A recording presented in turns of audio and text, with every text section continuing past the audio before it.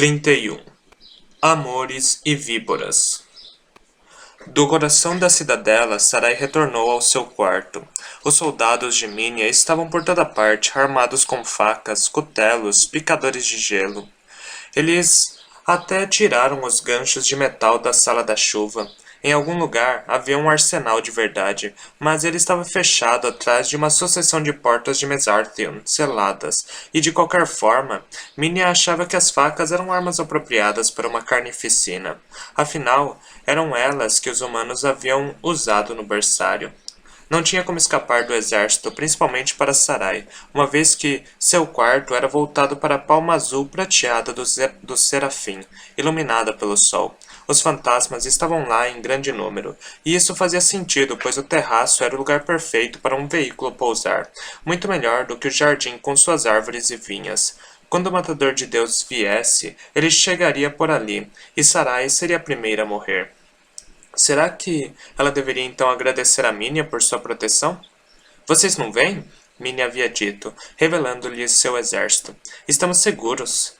Entretanto, Sarai nunca se sentira tão desprotegida. Seu quarto fora violado por fantasmas prisioneiros e ela temia que, ao cair no sono, o que a esperava fosse ainda pior. Sua bandeja estava aos pés da cama. Lu e ameixas, como em todas as manhãs, embora normalmente nesse horário já estivesse dormindo profundamente e perdida no esquecimento de Leta. Será que o Lu funcionaria hoje?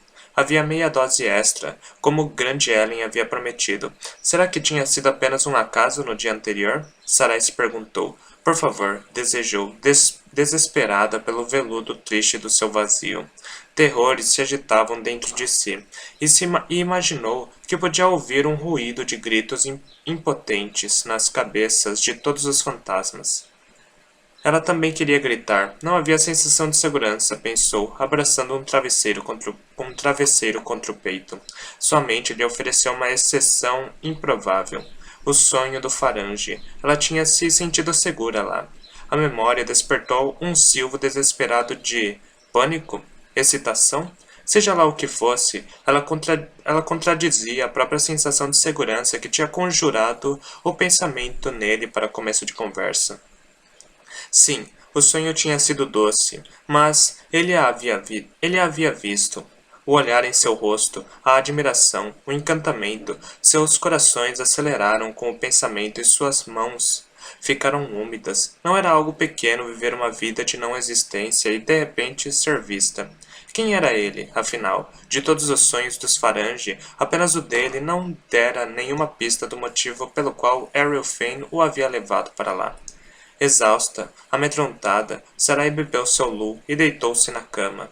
Por favor, pediu, fervorosa, uma espécie de oração para a bebida amarga. Por favor, funcione. Por favor, afaste os pesadelos. Lá fora, em seu jardim, Pardal estava com os olhos baixos. Desde que se concentrasse nas folhas e botões, caules e sementes, podia fingir que era um dia normal e que não havia fantasmas fazendo a guarda sob a arcada. Ela estava fazendo um presente de aniversário para Ruby, que fazia 16 anos em alguns meses, caso ainda estivessem vivos. Considerando o exército de Minia, Pardal achou que as chances deles eram boas, mas ela não queria ter de considerar o exército de Minia.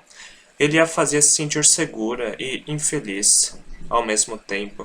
Então ela mantinha os olhos baixos Então ela mantinha os olhos baixos e cantarolava, tentando esquecer que eles estavam lá. Outro aniversário para celebrar sem bolo. As opções para presentes também eram poucas. Normalmente, as garotas desfaziam algum dos horríveis vestidos de seus guarda-roupas e o transformavam em outra coisa. Talvez um cachecol. Um ano, Pardal havia feito uma boneca com rubis de verdade no lugar dos olhos. Seu quarto tinha sido de coraco, então ela tinha todos os vestidos e joias dela para usar, enquanto Rubi tinha os de Leta. As deusas não eram suas mães, como Isagol era de Sarai. As duas eram filhas de Ikirok, deusa da folia, que também servira como carrasco em seu tempo livre.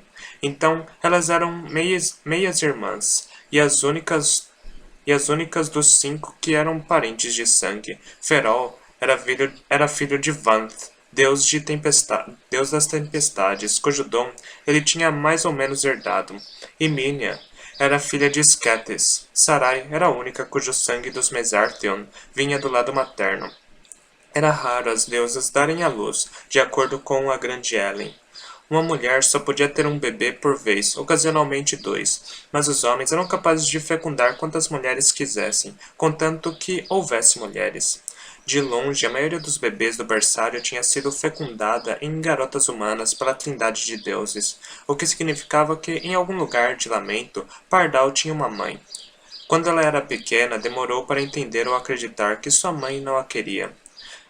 Eu poderia ajudá-la no jardim, ela disse a grande Ellen. Eu poderia ser de grande ajuda, sei que poderia. Também sei que você poderia, querida, respondeu grande Ellen. Mas precisamos de você aqui. Como poderíamos viver sem você?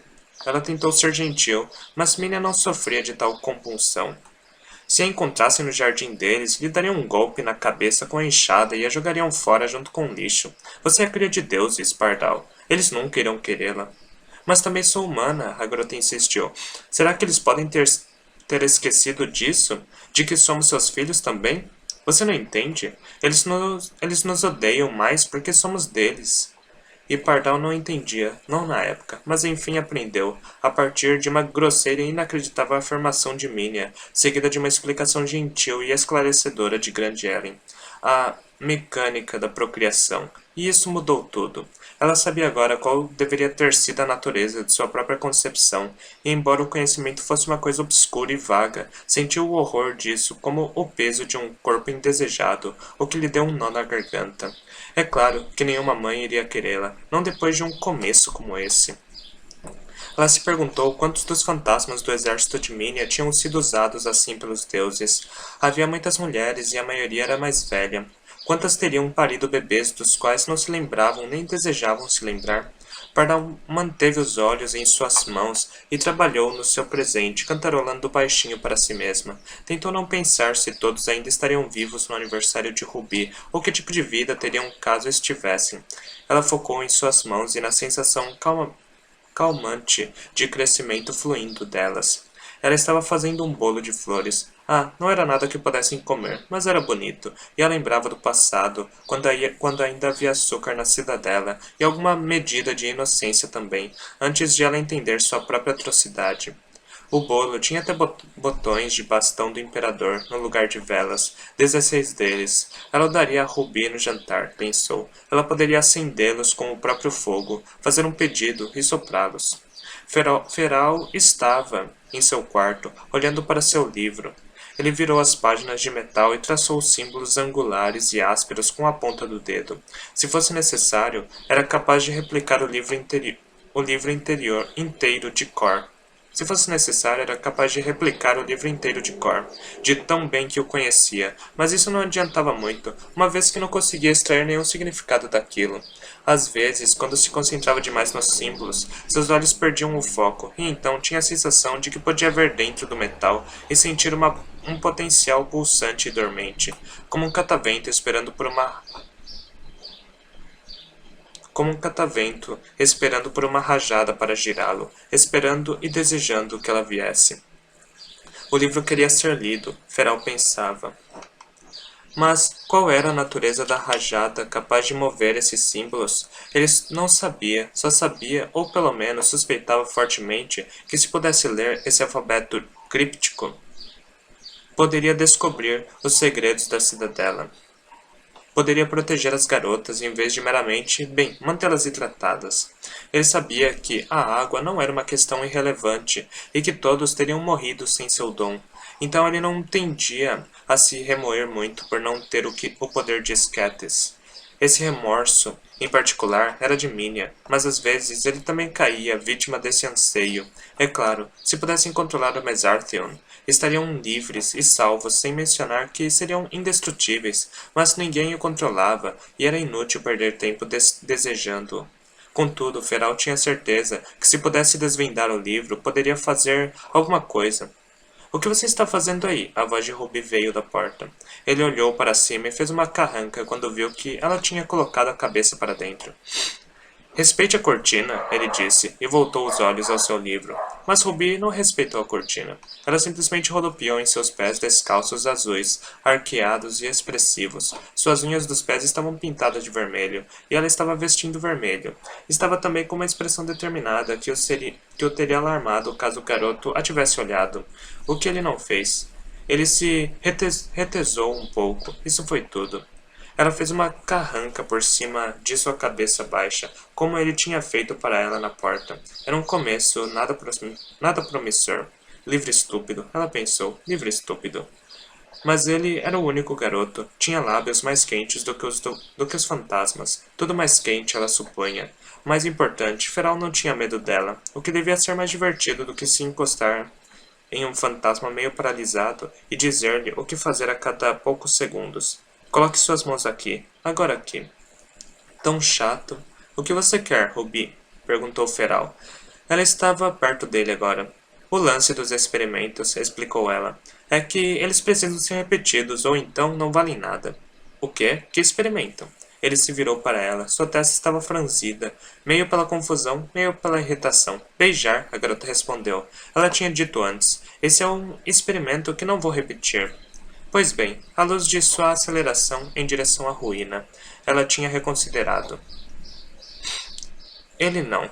Não, ele disse, seco, e virou-se novamente. É possível que eu estivesse errado, a garota explicou com um ar de grande generosidade. Decidi lhe dar uma nova chance.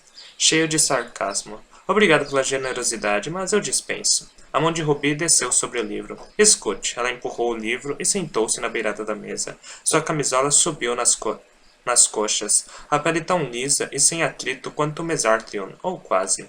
Contudo, muito mais macia. Ela apoiou os pés na beirada da cadeira. Provavelmente nós vamos morrer, ela disse, em um tom prático. E de qualquer forma, mesmo que não morramos, estamos aqui. Estamos vivos, temos corpos, bocas. Ela fez uma pausa e acrescentou provocativa, passando-a entre os dentes. Línguas. Feral corou. Ruby, ele começou a dizer, em um tom de rejeição. Ela o interrompeu.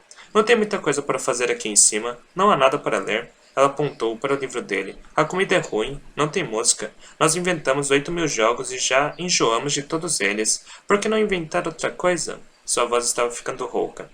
Não somos mais crianças e temos lábios. Não é motivo suficiente? Uma voz na cabeça de Feral garantiu-lhe que aquilo não era motivo suficiente. Que ele não queria mais experimentar a saliva de Ruby.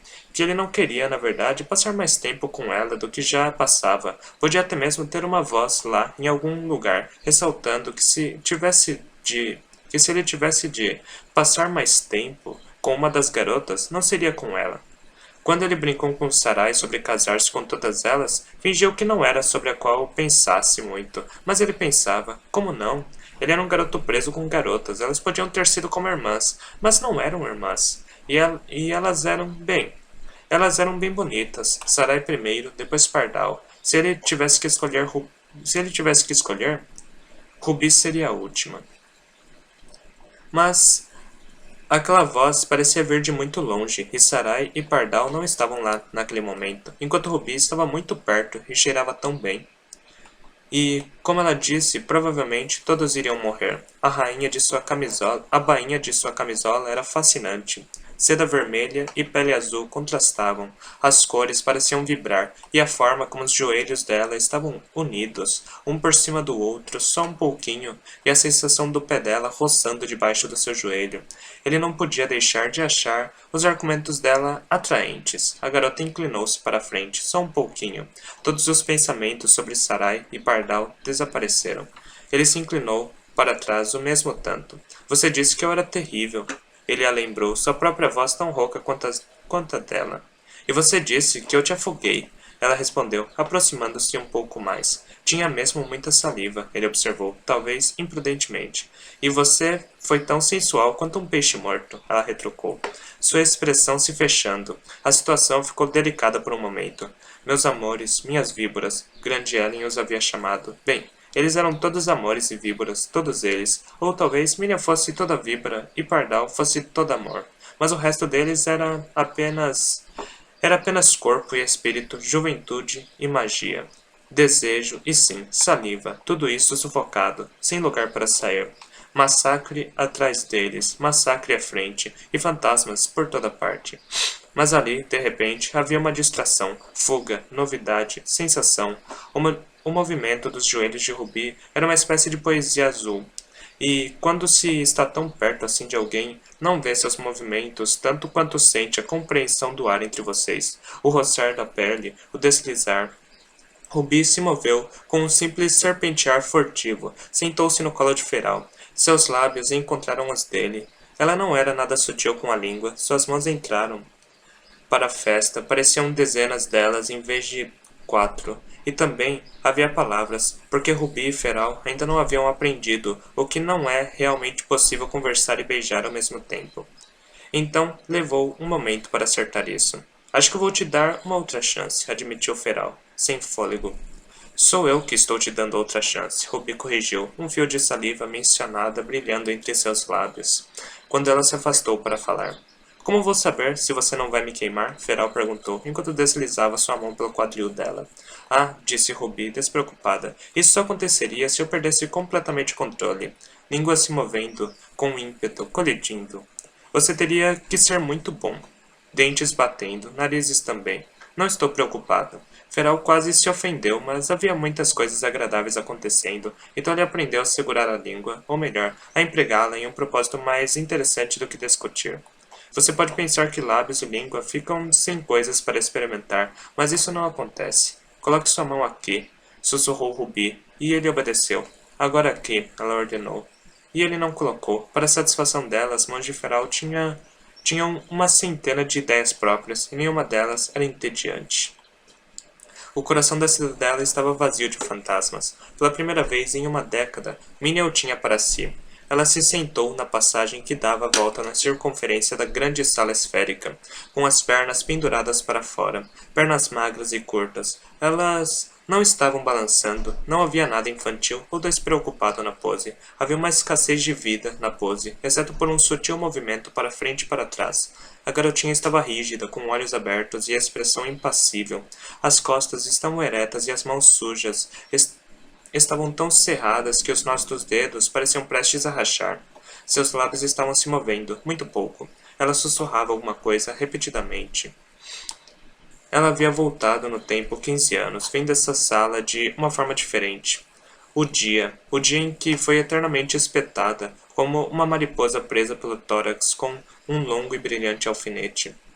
Naquele dia, ela havia pegado 2 bebês e os segurado apenas com um braço. Ela não tinha gostado disso. Tampouco seu braço, mas precisava do outro para arrastar as crianças pequenas, as 2 mãozinhas delas presas à sua, molhadas e escorregadias de suor, 2 bebês em um braço, 2 crianças tropeçando atrás dela. Ela os tinha levado para lá, enfiados pelo vão da porta quase fechada e virado para correr e resgatar mais. Mas não havia mais crianças. Ela estava no meio do caminho para o berçário quando os gritos começaram. Às vezes sentia como se tivesse congelado por dentro no momento em que parou ao som daqueles gritos. Na época, ela era a criança mais velha do berçário. Kiska, que podia ler mentes, tinha sido a última levada por Korako, para nunca mais voltar. Antes dela havia Warren, cujo grito semeava o pânico nas mentes de quem ouvia. Quanto a Minia, ela sabia qual era o seu dom, pois o conhecia havia meses, mas não o estava demonstrando. Uma vez que descobrissem, levariam-na para longe. Então ela guardou o segredo da deusa dos segredos e ficou no berçário pelo maior tempo possível. E assim, ela ainda estava lá, no dia em que os humanos se levantaram e mataram seus mestres. Isso não teria problema para ela, que não tinha amor pelos deuses, caso tivessem parado por aí. Ela ainda estava no corredor, ouvindo os gritos e seu terrível minguar sangrento. Ela sempre estaria lá, e seus braços sempre seriam pequenos demais, assim como tinham sido naquele dia. Contudo, de forma crucial, ela era diferente. Nunca permitiria a fraqueza ou a delicadeza novamente, ou que o medo ou a incapacidade a mantivesse congelada. Ela ainda não sabia do que era capaz. Seu dom não havia sido testado. É claro, se ela o testasse, Korako a teria encontrado e levado embora. E então, ela não conheceria a força de seu poder. Ela poderia ter salvado a todos, se soubesse. Houve tanta morte na cidadela naquele dia. Ela poderia ter se ligado àqueles fantasmas, até os fantasmas dos deuses. Imagine. Imagine, ela podia ter se ligado aos próprios deuses e colocado-os a seu serviço, Scathis também. Se ela soubesse o que fazer, então podia ter construído um exército e aniquilado o matador de deuses e todos os outros antes que chegassem ao berçário. Em vez disso, ela salvou 4 crianças e assim ficou para sempre presa naquele corredor, ouvindo aqueles gritos serem silenciados um a um, sem fazer nada. Seus lábios ainda estavam se movendo, sussurrando as mesmas palavras sem parar. Elas foram tudo o que consegui carregar. Elas foram tudo o que consegui carregar. Não havia eco, nenhuma reverberação. A sala engoliu os sons, engoliu sua voz, suas palavras e suas desculpas eternas e inadequadas, mas não suas memórias. Ela nunca se livraria delas. Elas foram tudo o que consegui carregar. Elas foram tudo o que consegui carregar. 32. O espaço entre os pesadelos. Sarai acordou, engasgando, com a sensação de uma centena de mariposas úmidas se espremendo em sua garganta. Foi tão real, tão real. Ela de fato acreditou que eram suas mariposas, que as havia engolido, nauseantes e vivas. Havia um gosto de sal e de fuligem, sal das lágrimas dos sonhadores, fuligem das chaminés de lamento. E mesmo depois que recuperou o fôlego e percebeu que era um pesadelo, ainda podia sentir o gosto. Obrigada, Minia, por esse horror novo em folha. Não fora o primeiro horror do dia, nem perto disso. Sua oração para o Lu não fora atendida. A garota mal havia dormido por uma hora, e o pouco sono que teve foi longe de ser revigorante. Sonhara com a própria morte de meia dúzia de maneiras diferentes, como se sua mente estivesse fazendo uma lista de alternativas, um menu, por assim dizer, de formas de morrer. Envenenamento, afogamento, queda, esfaqueamento, espancamento. A garota havia até mesmo sido queimada viva pelos cidadãos de Lamento. Entre as mortes, ela era o quê? Era uma garota em uma floresta escura que tinha ouvido um galho quebrar. O espaço entre os pesadelos era como um silêncio após a quebra, quando você sabe que, seja lá quem tenha feito o ruído, está parado e observando no escuro. Não havia mais nada. Não havia mais o nada cinzento. A névoa do Lu se dissolvera. Todos os seus terrores estavam livres. Ela se deitou de costas, seus lençóis chutados para longe, e olhou para o teto. O corpo estava exausto, a mente adormecida, como Lu podia ter simplesmente parado de funcionar. No seu pulso havia uma cadência de pânico. O que deveria fazer agora? A sede e a vontade de ir ao banheiro a levaram a se levantar, mas a perspicácia de deixar a cama era desencorajadora. Sabia o que encontraria logo ali, mesmo dentro de seu próprio quarto. Fantasmas com facas nas mãos. Igual às velhas senhoras que a cercaram na cama, desesperadas com a incapacidade de matá-la. Enfim, levantou-se, vestiu um hobby e o que esperava que se passasse por dignidade e... Vestiu um hobby e o que esperava que se passasse por dignidade e emergiu. Lá estavam eles, enfileirados entre a porta para a passagem e a porta que dava para o terraço. 8 deles lá dentro. Ela não podia ter certeza de quantos estavam lá fora na mão do serafim. Ela se endureceu e atravessou seu quarto.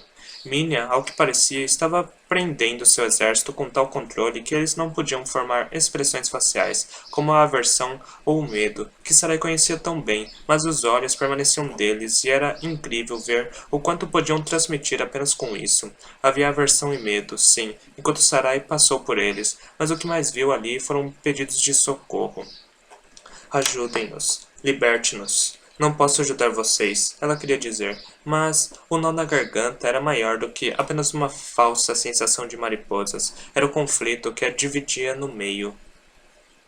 Que a dividia ao meio. Esses fantasmas a matariam em 1 minuto se estivessem livres. Ela não deveria querer ajudá-los. O que havia de errado com ela? Sarai evitou os olhares e passou rápido, sentindo que ainda estava presa em um pesadelo. Quem? Ela se perguntava. Quem vai me ajudar?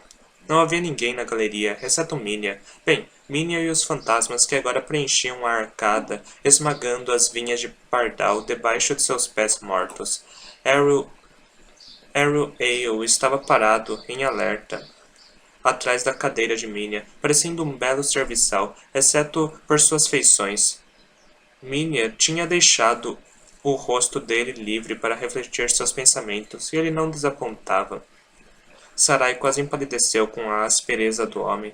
Olá, disse Minia. Havia farpas de rancor em sua voz viva e infantil, quando perguntou: Dormiu bem? Como um bebê, Sarai respondeu, animada. O que ela de fato queria dizer era que tinha acordado frequentemente, gritando, mas não sentiu necessidade de esclarecer a questão. Nenhum pesadelo? Indagou Minia. Sarai cerrou os dentes. Ela não podia suportar mostrar fraqueza. Não agora. Você sabe que não sonho? Retrucou, desejando desesperadamente que isso ainda fosse verdade. É mesmo? Disse Minia, levantando as sobrancelhas com ceticismo, e de repente, Sarai se perguntou por que ela estava questionando. Ela não contou a ninguém, exceto Grande Ellen, sobre seu pesadelo no dia anterior, mas naquele momento teve certeza de que Minia sabia. Um choque tomou conta da garota. Era a expressão nos olhos de Minia, frios, indagadores, maldosos. E assim Sarah entendeu. Minia não só sabia dos pesadelos, como era a causa deles. Seu Lu, Grande Ellen o preparava. Seu Lu, Grande Ellen o preparava. Grande Ellen era um fantasma e, assim, estava sujeito ao controle de Minia. Sarai se sentiu nauseada, não só com a ideia de que Minia podia estar sabotando seu Lu, mas em pensar que ela manipularia o Grande Ellen, que era quase uma mãe para eles. Era horrível demais. Ela engoliu em seco. Minia estava observando com atenção, talvez perguntando se Sarai havia descoberto. Sarai pensou que Minia queria que descobrisse, para que pudesse entender sua posição claramente, e ela quisesse sua névoa cinza de volta, teria de fazer por merecer. Sarai ficou aliviada, então, quando o pardal chegou, foi capaz de produzir um sorriso crível e fingir. Ela esperava, que estava bem, enquanto por dentro seu espírito sibilava de indignação e de choque pelo fato de Minia ter ido tão longe. Pardal lhe beijou a bochecha. Seu próprio sorriso era trêmulo e corajoso. Rubi e Feral chegaram logo depois. Estavam discutindo sobre alguma coisa, o que tornou mais fácil fingir que tudo estava normal. O jantar foi servido. Uma pomba havia sido capturada na armadilha, e Grande Ellen a preparou em um cozido. Parecia tão errado, assim como comer geleia de borboleta ou bifes de espectral. Algumas criaturas eram adoráveis demais para devorar.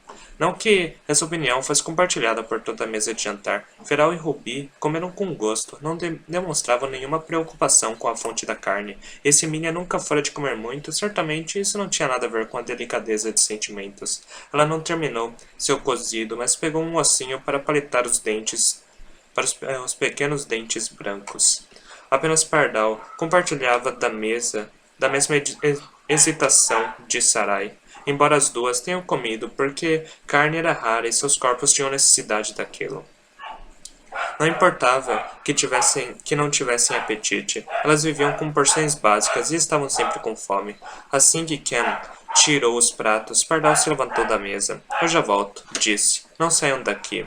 Eles olharam uns para os outros. Rubi levantou as sobrancelhas. Pardal correu para o jardim e voltou pouco tempo depois, segurando um bolo, gritou Rubi, levantando-se. Como é que você era um bolo? Era um sonho de bolo. E eles o observaram maravilhados. 3 camadas altas de branco cremoso, decorado com botões, como neve caindo. Não fiquem entusiasmados demais, ela alertou. Não é para comer. Perceberam que a cobertura branca cremosa era de pétalas de orquídea, espalhadas com botões de anádine, e tudo era feito com flores, até os botões de brasão do imperador no topo, que pareciam, para todo mundo, 16 velas acesas. Rubi ficou intrigada. Então, para que serve? Para fazer um pedido, Pardal disse. É um bolo de aniversário adiantado. Ela o colocou na frente de Rubi. No caso de... Todos entenderam o que ela queria dizer. No caso de que não houvesse mais aniversários. Bom, isso é horrível, disse Rubi. Vá em frente, faça o pedido. Rubi fez, e embora os bastões do imperador já se parecessem com pequenas chamas, ela as acendeu com a ponta dos dedos e assoprou direitinho, todas de uma vez. O que você pediu? Sarah perguntou. Que fosse um bolo de verdade, é claro, disse Rubi. Será que deu certo? Ela enfiou os dedos, mas é claro que não havia bolo, apenas mais flores, mas fingiu que estava comendo sem dividir com ninguém. A noite caiu. Sarai se levantou para ir. Sarai, chamou Minia, e ela parou, mas não se virou. Ela sabia o que viria. Minia não tinha desistido, nunca desistiria. De alguma forma, por simples força de vontade, a garota tinha se congelado no tempo. Não só seu corpo, mas tudo. Sua fúria, sua vingança, nada havia diminuído em todos aqueles anos. Era impossível vencer contra tamanha força de vontade. Sua voz elevou-se com um lembrete. Alguns minutos de asco para salvar todos nós. Sarai continuou andando. para salvar nós todos. As palavras pareciam se embrulhar em seu estômago, não mariposas, mas cobras. Ela queria deixá-las para trás na galeria, mas quando atravessou o corredor de soldados fantasmas que se alinhavam no caminho até seu quarto, seus lábios se abriram e murmuraram todos juntos, para salvar todos nós, para salvar nós todos. Para salvar nós todos, para salvar nós todos. E depois disso, as palavras que eles só tinham dito com os olhos até então, ajude-nos, salve-nos. Os fantasmas falaram em voz alta, implorando, enquanto a garota passava, ajude-nos, salve-nos. E era tudo Minia, brincando com a franqueza de Sarai, brincando com sua misericórdia. Na porta, ela teve de passar por uma criança, Bahar, 9 anos, que tinha morrido no Uzumar 3 anos antes, e ainda usava as roupas molhadas de seu afogamento. Era inaceitável, até mesmo para Minia, manter uma criança morta como bicho de estimação. A pequena fantasma ficou parada no caminho de Sarai, e as palavras de Minia saíram de seus lábios. Se você não o matar, Sarai, ela disse, chorosa, eu terei que fazê-lo. Sarai pressionou as palmas das mãos contra os ouvidos e passou rápido por ela. Mas, mesmo em seu quarto, onde os fantasmas não haviam, ela ainda os podia ouvir sussurrando, salve-nos, ajude-nos, até achar que ela enlouqueceria.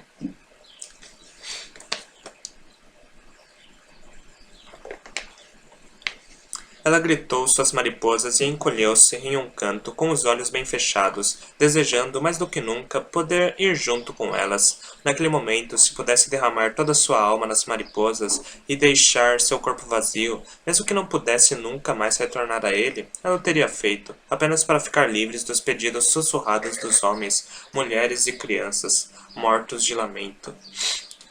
Os homens, mulheres e crianças vivos de lamento estavam a salvo de seus pesadelos novamente esta noite. Ela retornou aos Farange na câmara, e para os Tizerkane em seu quartel, e para Azurin, sozinha em seu quarto, em Kedavento. A garota não sabia o que faria se encontrasse Arelfane. As cobras que se enrodilhavam em seu estômago tinham migrado para seus corações. Havia escuridão dentro dela, a traição. Disso sabia, mas tudo estava tão emaranhado que ela não sabia se era misericórdia não o matar ou apenas covardia. Mas ela não o encontrou. O alívio foi tremendo, mas rapidamente transformou-se em outra coisa. Uma consciência aumentada do estranho que estava na cama dele.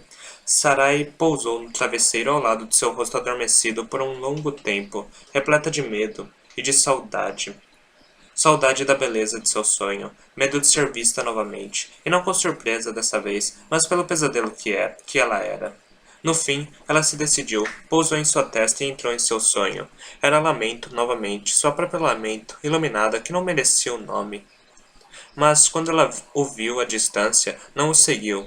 Ela apenas encontrou um pequeno lugar para se encolher, assim como seu corpo estava encolhido em seu quarto, para respirar o ar doce, observar as crianças com seus casacos de penas e sentir-se segura, pelo menos por algum tempo.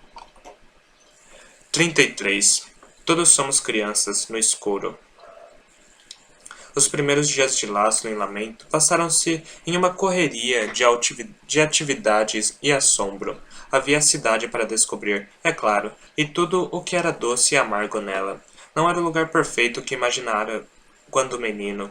É claro que não era. Se um dia tivesse sido, tinha passado por coisas demais para permanecer daquele jeito. Não havia corda bamba, nem crianças com casacos de penas. Pelo que conseguiu descobrir, nunca houvera. As mulheres não usavam os cabelos longos como mantos atrás de si, e por um bom motivo. As ruas eram sujas, como as de qualquer outra cidade. Tampouco havia bolos nos parapeitos das janelas, mas Laszlo não esperava por isso.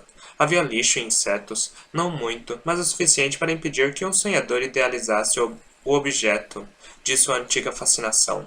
Os jardins ressecados eram uma frustração, e mendigos dormiam como se estivessem mortos, coletando moelas no oco de seus olhos fechados, e no geral havia muitas ruínas. E mesmo assim, havia tanta cor e som, havia vida, homens canários com seus pássaros engaiolados, homens sonhadores soprando poeira colorida, crianças com sapatos harpa fazendo música ao correr.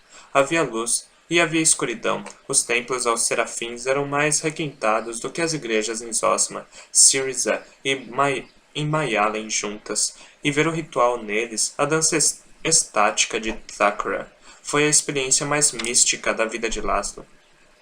Mas havia os padres açougueiros também, fazendo adivinhações nas entranhas de animais, e os profetas em suas pernas de pau, gritando o fim do mundo detrás de suas máscaras de esqueleto.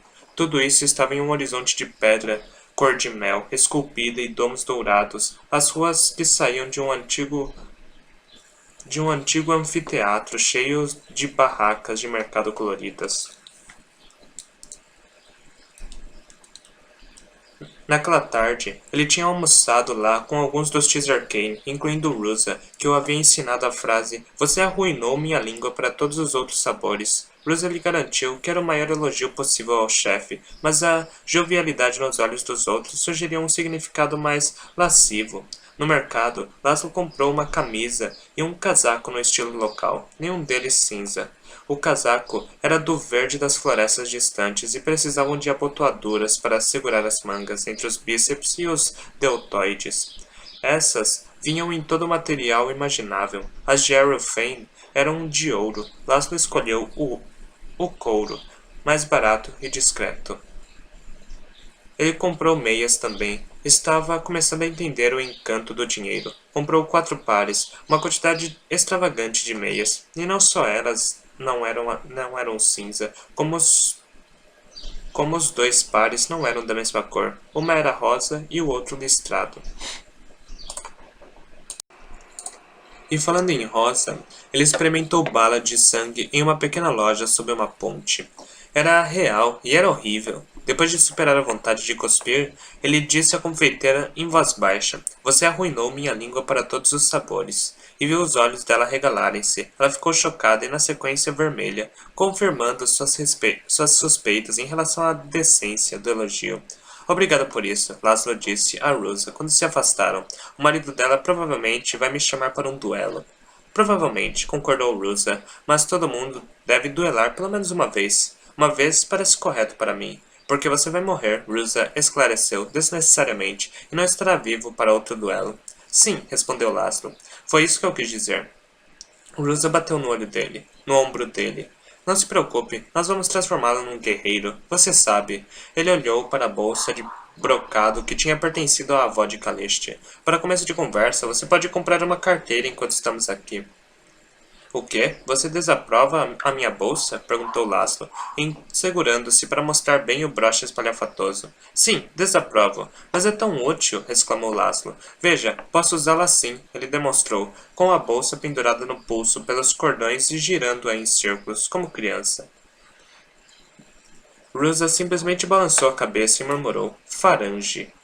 Mas, mais importante, havia trabalho a ser feito. Durante aqueles primeiros dias, Laszlo havia providenciado que todos os delegados do Matador de Deuses estivessem instalados em espaços de trabalho para acomodar suas necessidades, bem como materiais e, em alguns casos, assistentes.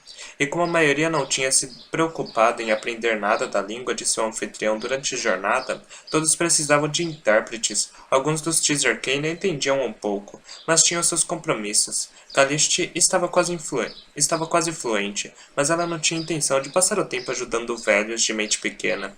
Então Laszlo viu-se muito ocupado. Alguns dos delegados eram mais fáceis do que outros. Belabra, o matemático, requisitou um escritório com paredes altas onde pudesse escrever suas fórmulas e lavá-las quando achasse apropriado. Cather, artista e projetista de catapultas, precisava apenas de uma mesa para desenho, que foi levada ao seu quarto na câmara. Laszlo duvidava que os engenheiros precisassem de muito mais do que isso, mas Eblestot parecia ver isso como uma questão de distinção, de que os convidados mais importantes deveriam pedir e receber o máximo. Então, ele ditava demandas elaboradas e específicas que era um dever de Laszlo satisfazer, com a ajuda de vários moradores locais que Suheila organizou para ajudá-lo. O resultado foi que a oficina de Todd, em Lamento, ultrapassou o seu escritório de Syriza em grandiosidade.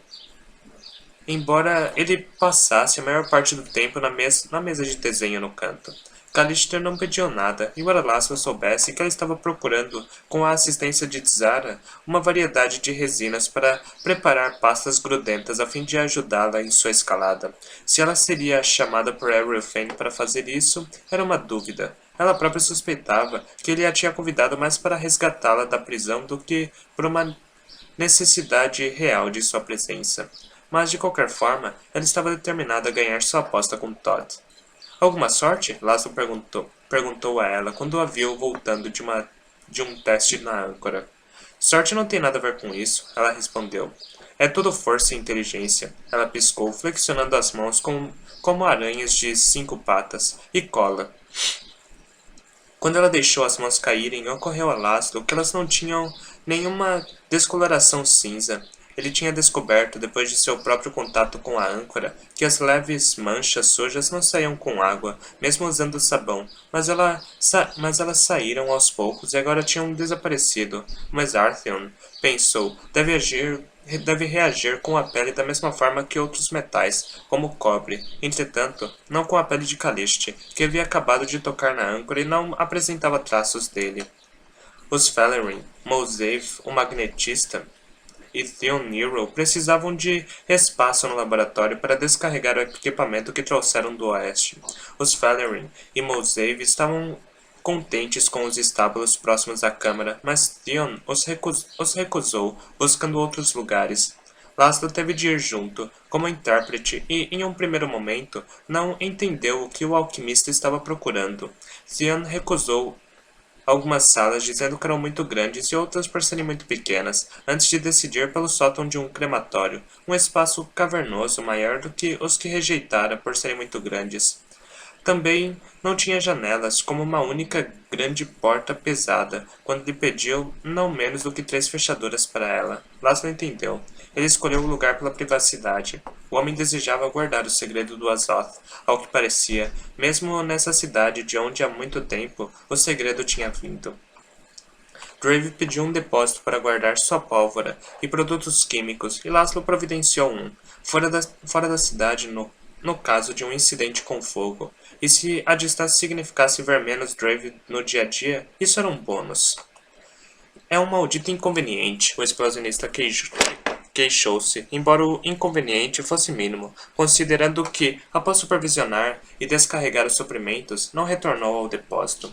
Basta me dizer o que vocês querem explodir que estarei pronto, explicou, e então passou a gastar seu tempo percorrendo a cidade em busca de prazeres e deixando as mulheres incomodadas com seus olhares.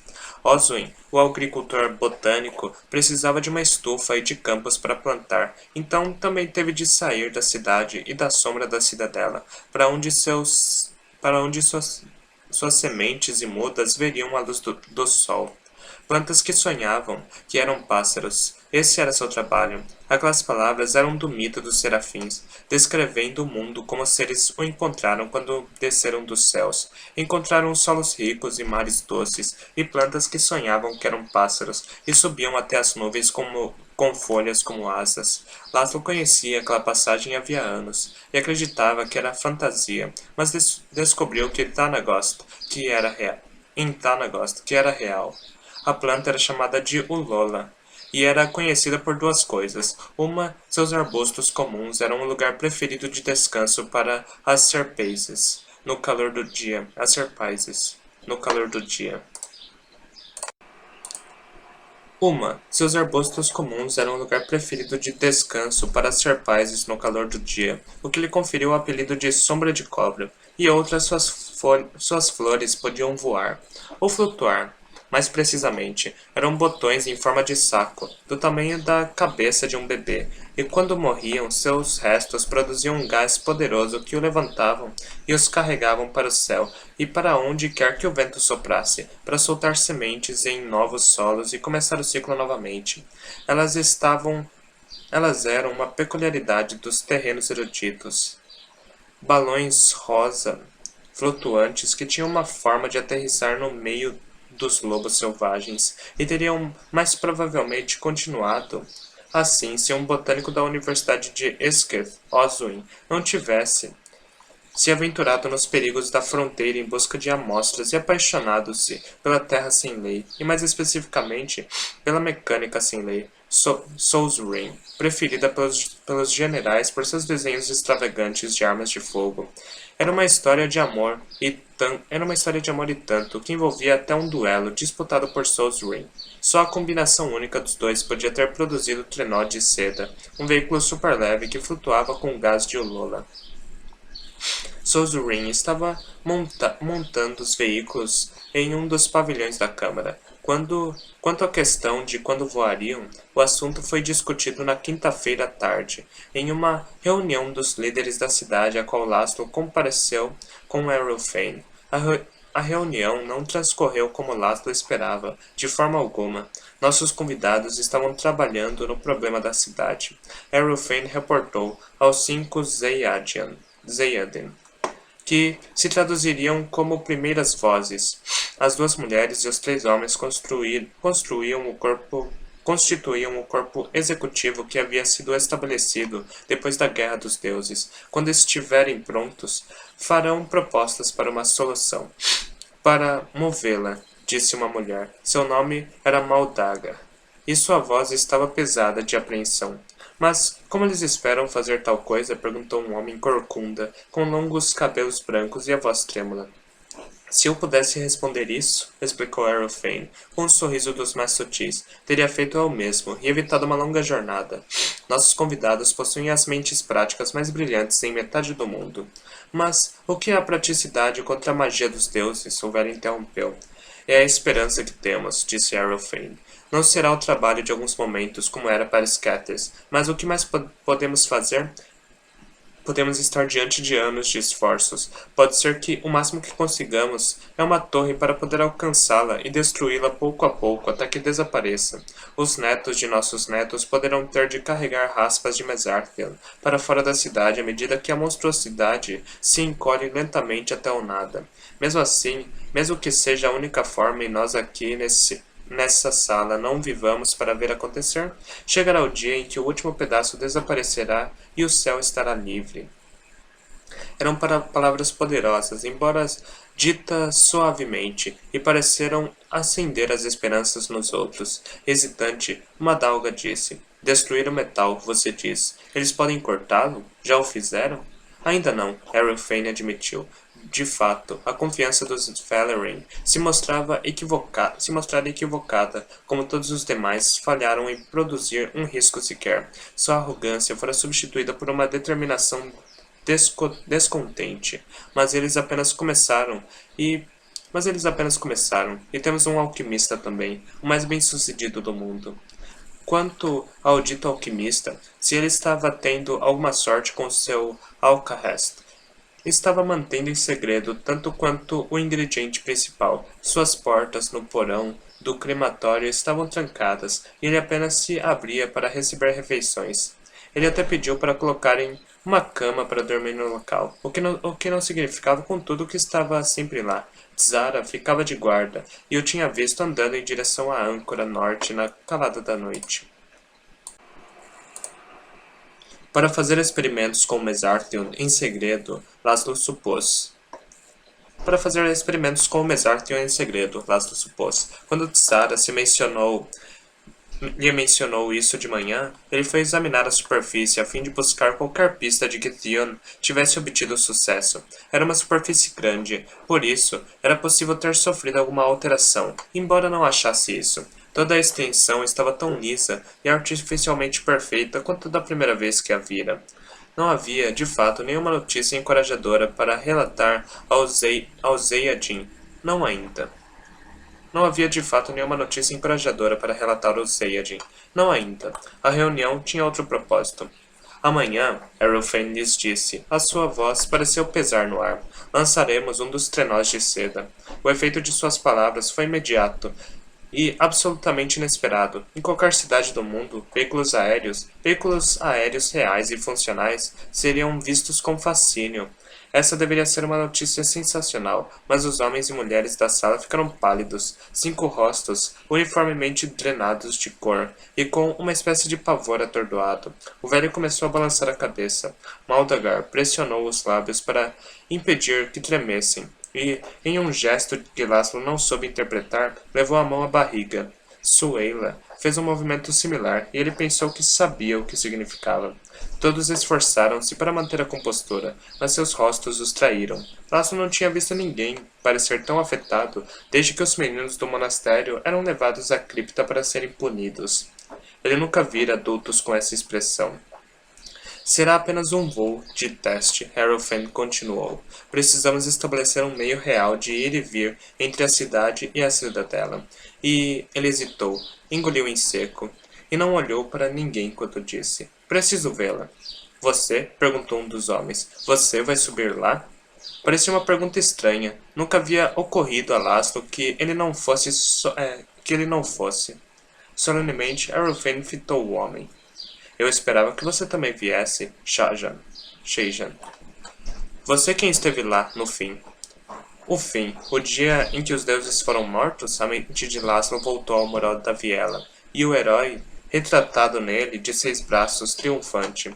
Ela está morta há todos esses anos, e alguns de nós também sabem melhor do que os outros o estado em que a deixamos. Ninguém se entreolhou. Era muito estranho. Isso lembrou a Laszlo da forma como evitaram para olhar a cidadela. Ocorreu-lhe que os corpos dos deuses talvez continuassem lá em cima, onde morreram, mas ele não entendia por que isso causava tanto tremor e contração.